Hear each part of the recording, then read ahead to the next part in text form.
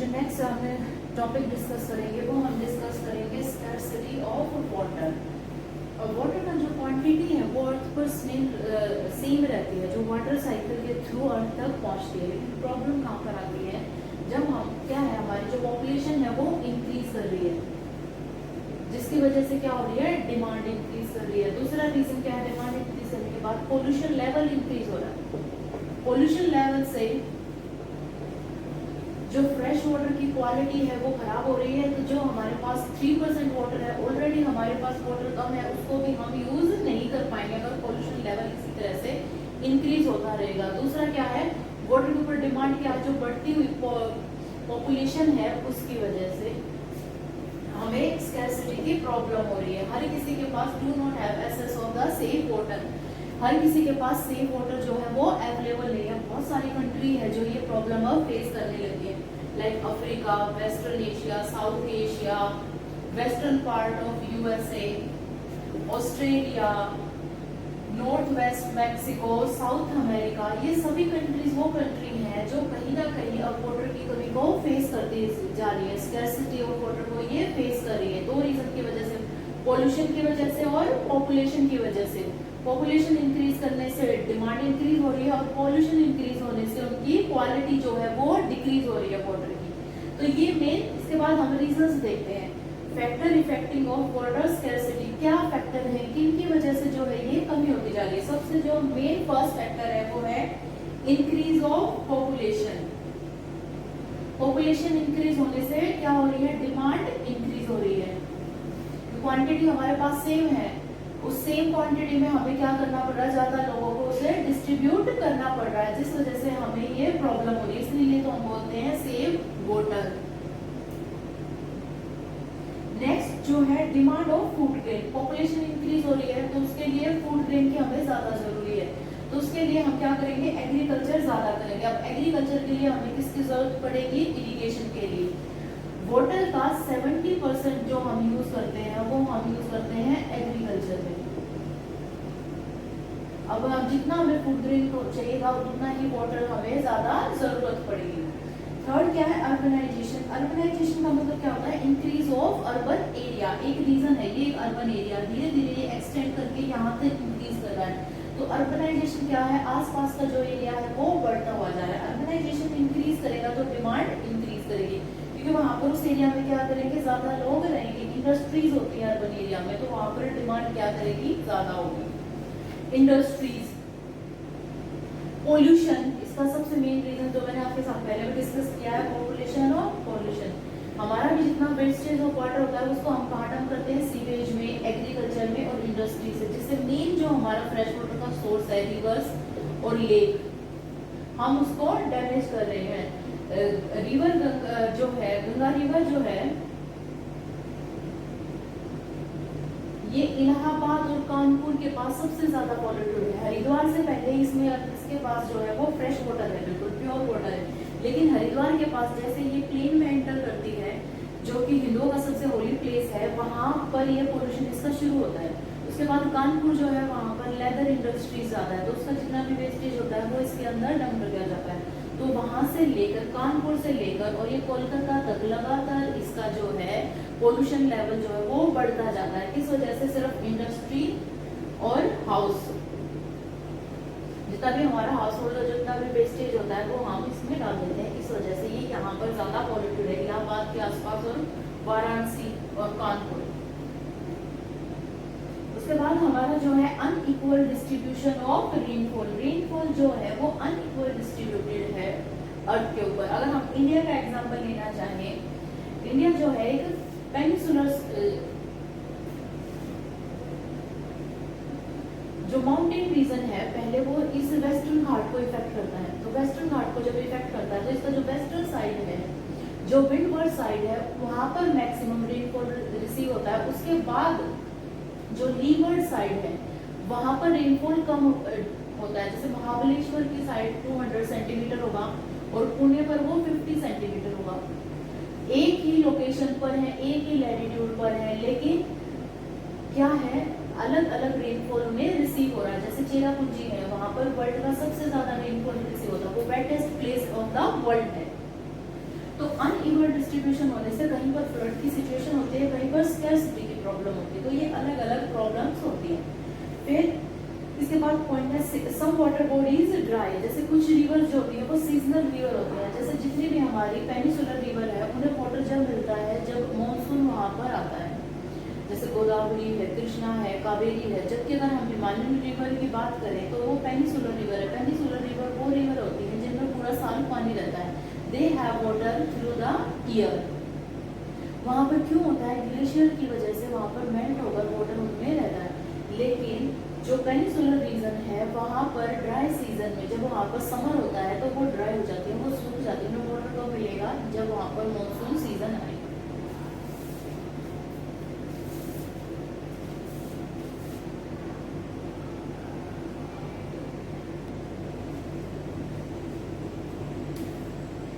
Next topic है हमारा कंटामिनेशंस। Contamination is the pollution of something by an unwanted substance. Water के अंदर जो भी अनवांटेड सब्सटेंस है उनको क्या बोला जाएगा, contaminations. Contamination is the pollution of something by an unwanted substance. Reason cause क्या है इसके, अनट्रीटेड और partially treated sewage, pesticides, fertilisers and industries wastage की वजह से जो हमारा वाटर है उसके अंदर पॉल्यूशन होता है। इस पॉल्यूशन की वजह से कुछ सीरियस डिजीज हैं जो होती है, जैसे टाइफाइड हो गया, डायरिया है, वाटर बोर्न डिजीज जो है वो इसी वजह से होती है क्योंकि वाटर का जो पोल्यूशन है वो इंक्रीज होता जा रहा है, उसके अंदर अनवांटेड सब्सटेंसेस जो है वो ऐड हो रहे हैं। वो कहाँ से ऐड हो रहे हैं, अनट्रीटेड सीवेज से, पेस्टिसाइड से, फर्टिलाइजर से और इंडस्ट्रीज वेस्टेज की वजह से वो उसमें ऐड हो रहे हैं। Pesticides enter human bodies through we eat. Agriculture के अंदर जो हम पेस्टिसाइड्स यूज करते हैं वो ह्यूमन बॉडी के अंदर ऐड करते हैं, जिसके अंदर जैसे मेन जो रीजन जो बताया जाता है कैंसर का वो पेस्टिसाइड्स और फर्टिलाइजर बताया जाता है। जब हम किसी चीज को कंज्यूम करते हैं, खाते हैं, तो वो हमारी बॉडी के अंदर एंटर करते हैं, जिससे कि वो हमारे बॉडी को क्या करते हैं, डैमेज करते हैं। जिससे अगर वाटर जो है वो क्लीन नहीं है तो उसकी वजह से कई वाटर बोर्न डिजीज भी हो सकती है। अगर वो एग्रीकल्चर के यूज किया गया है तो एग्रीकल्चर के प्रोडक्ट के थ्रू वो हमारी बॉडी में एंटर करते हैं।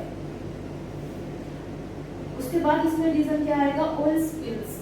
जो टैंक्स हैं उसके अंदर जो पेट्रोल या डीजल का जो लीकेज होता है उसकी वजह से ओशन और इनलैंड जो वाटर है वो डैमेज होता है। उसके अंदर से क्या होता है, पोल्यूशन लेवल इंक्रीज करता है, क्योंकि उसमें इंक्रीज करने से क्या होगा, जो ऑयल है वो वहां पर लीकेज होगा। ऑयल लीकेज की वजह से वो वाटर की क्वालिटी को खराब करेगा। हार्ड वाटर क्या होता है, हार्ड वाटर के अंदर सोल्ट का कंटेंट ज्यादा होता है। अब सोल्ट का कंटेंट ज्यादा होने से जितनी भी हमारी मशीनरीज है, मशीन जो है वो डैमेज हो जाती है इसकी वजह से, और वो ह्यूमन बीइंग के यूज करने के लिए, ड्रिंकिंग के लिए भी नहीं होता। उसके लिए अगर हम उसको वॉशिंग के लिए यूज कर सकते हैं, किसी और क्लीनिंग के लिए यूज कर सकते हैं, लेकिन हम उसे ड्रिंक के लिए यूज नहीं कर सकते। वहां पर भी यूज नहीं करना चाहिए, लेकिन अगर अवेलेबिलिटी कम है तो किसी ना किसी तरह बॉईल करके हम उसको यूज कर सकते हैं। अब वाटर को हम जितनी भी हमारे डिजीज होते हैं उसको कम करने के लिए हम क्या कर सकते हैं, WHO के अकॉर्डिंग अगर हम वाटर को बॉईल कर लेते हैं तो उसके अंदर 80% जो जर्म्स हैं वो खत्म हो जाएंगे और हमारे लिए वो ड्रिंकिंग के लिए वो इजीली वो सुटेबल होगा।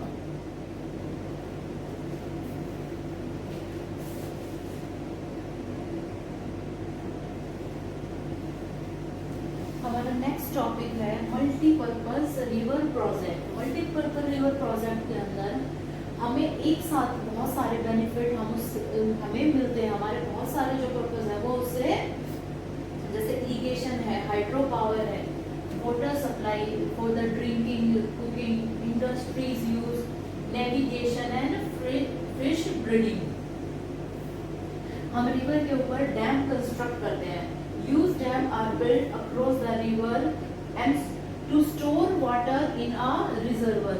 रिजर्वर के अंदर हम वाटर को स्टोर करते हैं, और डैम से हम उसको क्या करते हैं, हम उसको हाइट से उसको नीचे की तरफ हम उसको लेके आते हैं, फिर उससे हम इलेक्ट्रिसिटी जनरेट करते हैं। उसके अलावा हम कैनाल से उस रीजन में वाटर को पहुंचा सकते हैं जहां पर उसकी कमी है, स्कैरसिटी है।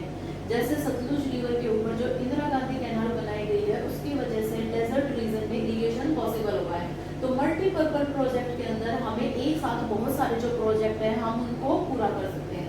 इन प्रोजेक्ट में क्या हो गया, इरिगेशन हो गया, हाइड्रो पावर जनरेट हो गई, वाटर ड्रिंकिंग के लिए अवेलेबल हो गया, इंडस्ट्रीज के लिए अवेलेबल हो गया, नेविगेशन के लिए और फिशिंग ब्रीडिंग के लिए। तो ये सारे जो हमें इससे ये सारे बेनिफिट हमें मिलते हैं मल्टीपर्पज की वजह से। इंडिया के अंदर कुछ डैम है जो बने हुए हैं, जैसे दामोदर वैली प्रोजेक्ट जो है ये दामोदर रिवर के ऊपर है वेस्ट बंगाल में। इसकी वजह से पहले इसको सोर ऑफ बंगाल बोला जाता था दामोदर रिवर पर, लेकिन जब इसके ऊपर हमने डैम बना लिया तो उसकी वजह से वेस्ट बंगाल में फ्लड की प्रॉब्लम जो है वो नहीं रही। इसी तरह से कोसी रिवर है जिसको सोर ऑफ बिहार बोला जाता है। डैम कंस्ट्रक्शन की वजह से जो एक्स्ट्रा जो वाटर था वो हमने दूसरी स्टेट में डाइवर्ट कर दिया जहां पर उसकी कमी थी। तो इसकी वजह से दो प्रॉब्लम सॉल्व हुई, यहाँ पर फ्लड की प्रॉब्लम सॉल्व हो गई, दूसरे रीजन में जहाँ कमी थी वहां पर उन्हें ड्रिंकिंग के लिए और एग्रीकल्चर के लिए वाटर इजीली अवेलेबल हो गया। भाखड़ा नांगल डैम जो है वो सतलुज रिवर के ऊपर है। भाखड़ा डैम जो है वो हिमाचल प्रदेश में है और नांगल डैम जो है वो पंजाब में है। ये दो डैम है। उसके बाद है हीराकुंड डैम। हीराकुंड डैम जो है उड़ीसा में है, महानदी पर। तुंगाभद्रा डैम जो है वो तुंगाभद्रा रिवर के ऊपर है। चंबल डैम जो है वो चंबल रिवर पे। गंगटक डैम गंगटक रिवर पे। नागार्जुन डैम जो है वो कृष्णा रिवर पर। ब्यास डैम ब्यास रिवर पर। सरदार सरोवर डैम जो है ये गुजरात में है।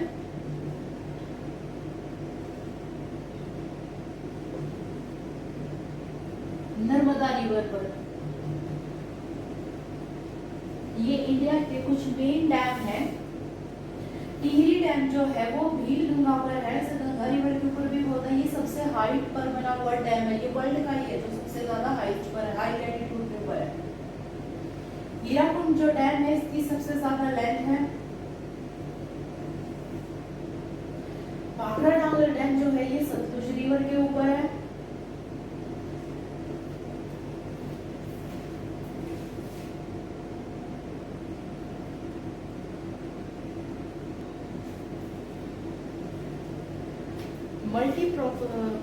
मल्टीपर्पज प्रोजेक्ट के अंदर जहाँ हमारे लिए बहुत सारे बेनिफिट्स हैं वहाँ पर उसके कुछ नेगेटिव पॉइंट्स भी है। नेगेटिव पॉइंट ये है जब हम कहीं पर डैम कंस्ट्रक्ट करते हैं तो वहाँ की जो पॉपुलेशन है, वहाँ के जो लोग हैं, जो पीपल है, वहाँ हमें एक जगह से दूसरी जगह पर माइग्रेट करने पड़ते हैं। तो उस माइग्रेशन की वजह से उन्हें अपने जो नेटिव जो प्लेस है उसको उन्हें छोड़ना पड़ता है।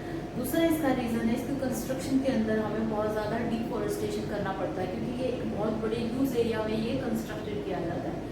तीसरी प्रॉब्लम जो है इसकी वजह से अनबैलेंस क्रिएट होता है। अनबैलेंस मतलब ये होता है कि ड्रेनेज सिस्टम जो है उसका एक नेचुरल फ्लो होता है, हम उस फ्लो को क्या कर देते हैं, बीच में बैरियर बना देते हैं। हम उस वाटर को क्या करते हैं, रिजर्वर में रोक लेते हैं और उसको उस रीजन के अंदर डाइवर्ट करते हैं जहाँ पर उसकी ज्यादा जरूरत है, जहाँ पर उसकी स्कैर्सिटी है। तो इस वजह से उसका जो नेचुरल फ्लो जो है वो अनइक्वल हो जाता है, वो उस रीजन में नहीं पहुंच पाता जहाँ से वो नेचुरली उसको जाना है। तो हम नेचुरली उसके सिस्टम को नेचुरली जो सिस्टम है उसको हम इफेक्ट करते हैं। थर्ड पॉइंट जो है इसमें वो है कई बार इनकी वजह से अर्थक्वेक की प्रॉब्लम भी आती है। जैसे जो टिहरी डैम है भागीरथी रिवर के ऊपर इसको बोला जाता है क्योंकि जो गंगा जो रिवर है ना वो उसको जब अलकनंदा और भागीरथी रिवर दोनों रिवर जब देवप्रयाग में मिलती है उसके बाद हम उसको गंगा बोलते हैं, उससे पहले हम उसको भागीरथी रिवर बोलते हैं। एग्जैक्टली अगर हम इसकी लोकेशन बोले तो ये भील गंगा के ऊपर है। ये दो क्वेश्चंस बनते हैं यहाँ पर जो टिहरी डैम है वो कहाँ पर है। तो अगर आपके पास ऑप्शन आता है भागीरथी तो आप उसको भागीरथी चूज करेंगे, अगर भागीरथी नहीं है तो आपको भील गंगा मिलेगा। गंगा इसको चूज नहीं करना है। गंगा रिवर तब बोलते हैं जब देवप्रयाग के ऊपर अलकनंदा और भागीरथी दोनों रिवर मिलती हैं।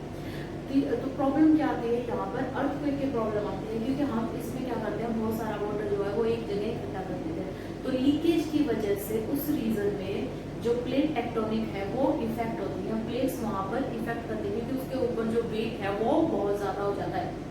और माउंटेन जो रीजन है वो ऑलरेडी अर्थक्वेक के सेंसिटिव जोन के अंदर आता है। जो हिमालय रीजन है वो यंग फ्लड माउंटेन है जिसकी हाइट अब भी इंक्रीज कर रही है इस वजह से, क्योंकि ये प्लेट जो है वो अब भी मोशन में है, अभी वो मूव कर रही है इस वजह से। तो हमें इसके बेनिफिट्स भी हैं और कुछ नेगेटिव पॉइंट भी है। हमारा जो नेक्स्ट टॉपिक है वो है कंजर्वेशन ऑफ रिसोर्स। इसके अंदर हमारा फर्स्ट है अफॉरेस्टेशन। ज्यादा से ज्यादा हमें ट्री ग्रो करने चाहिए ट्री।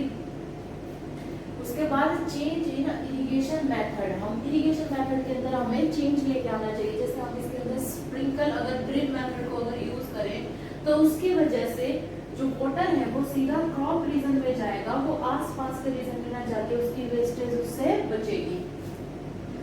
नेक्स्ट पॉइंट जो है controlling wastage of water in domestic use. जितना भी हम वेस्ट करते हैं, हम जितनी हमें जरूरत है उतना हम यूज करें, लेकिन हम उसकी वेस्टेज से हम उसको बचा सकते हैं। जैसे अगर हम हैंड वॉश कर रहे हैं तो उसको उसी टाइम पर यूज करें जब हमें यूज करना। ये नहीं है कि पहले ही उसको टैप को ऑन कर दे और उसको वेस्टेज कर दे। तो डोमेस्टिक उसके अंदर हमें इसे बचाना है। Rain water harvesting. तमिलनाडु जो है इंडिया का फर्स्ट स्टेट है जहां पर हर घर के अंदर रेन वाटर हार्वेस्टिंग का होना चाहिए प्रॉपर, वहां से वेस्ट नहीं करना चाहिए। ये जरूरी है अगर हम हाउस कंस्ट्रक्ट कर रहे हैं कि हमें रूफ इस तरह से बनानी है ताकि हम वाटर रेन वाटर को हम स्टोर कर सकें।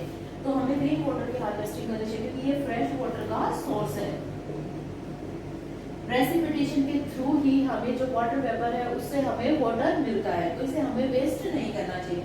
वाटर ट्रीटमेंट एक्ट जो है, ये प्रोजेक्ट जो है, ये एक्ट बना था 1974 में। कब बना था? 1974 में। इसके अंदर ये था कि हमें जो हम वाटर इंडस्ट्री में या कहीं पर भी हम उसको यूज कर रहे हैं, उसका जो वेस्टेज है, अगर हम उसको रिवर के अंदर या लेक में अगर हम उसको डंप कर रहे हैं, डिस्पोज कर रहे हैं, तो उससे पहले उसको ट्रीट किया जाए, उसको इस लेवल का बनाया जाए जिससे कि वो रिवर को पोल्यूट ना करे।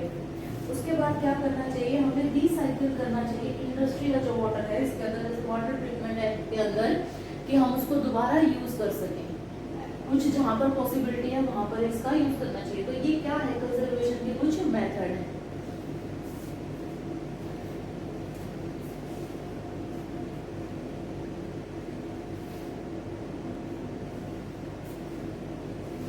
Now your chapter is completed, water resources. Thank you very much.